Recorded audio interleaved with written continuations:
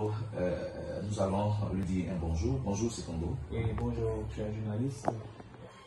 Parlez un peu fort. Oui, bonjour, cher journaliste. Heureux de vous retrouver sur les antennes de Média Plus au Côte d'Ivoire. Merci beaucoup. Et surtout pour nous parler de vos œuvres. Effectivement. D'accord. Avant d'aller plus loin, qui est Samuel Sekongo? Alors, je voudrais me présenter à mes auditeurs. Je suis Sekongo Zana Samuel. Je suis originaire de la région du Poro, Sénoufo. Je suis étudiant inscrit au département de lettres modernes à l'université Pelefo Gon-Coulibaly de Korogo.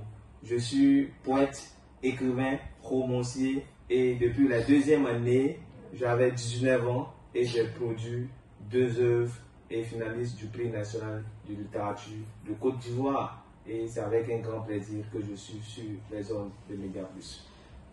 Attendez-vous bien finaliste du prix national de littérature et d'auto-édition de Côte d'Ivoire. Wow, super. Félicitations. Merci.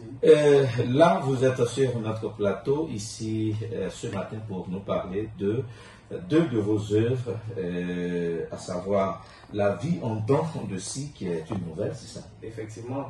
D'accord. Et pour nous parler également de La valeur d'une mère, qui est une œuvre poétique. Effectivement. Alors, sans transition aucune, nous allons partir avec la première œuvre, La valeur d'une mère. Cette œuvre-là, vous allez nous expliquer et de façon très brève, pour ne pas dire décrire la couleur de la couverture de cette œuvre. Pourquoi cette couleur?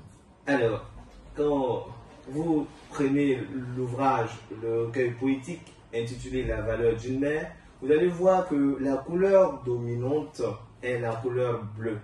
Et cette couleur, nous allons la décrire comme nous sommes dans les sociétés africaines.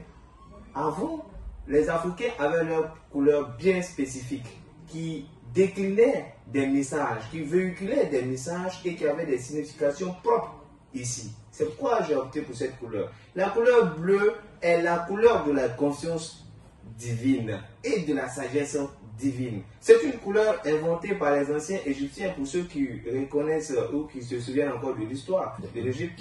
Et les rois, les nobles et toute personne qui était dans la classe de noblesse appréciait et était toujours partisan de cette couleur.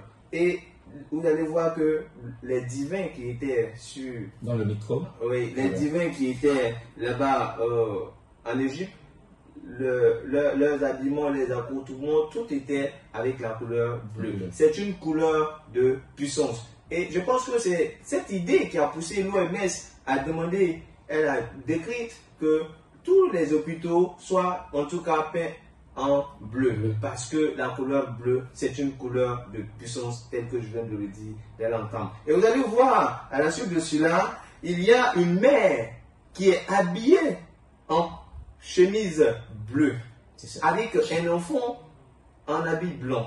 Alors, la question